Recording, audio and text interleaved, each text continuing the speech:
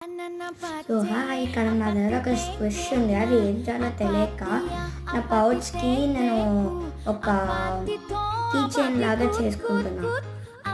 So ఇక్కడైతే దారం ఎక్కిస్తున్నా నీడిల్లోకి and స్క్విష్ లోపలికి మొత్తం వేసేసి దారం దాంట్లో వేసేస్తాను. సో అక్కడ టై చేసేస్తే ఒక స్క్విష్ వచ్చేస్తుంది. సో అది నేను నెక్స్ట్ పార్ట్లో అనేది చూపిస్తా ఆ స్క్విష్ ఎలా వచ్చింది అని. బికాజ్ ఈ వీడియోలో సరిగ్గా ఫుల్ రాలేదు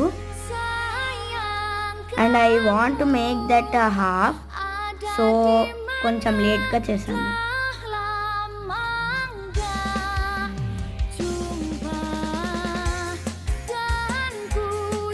So next part, bye.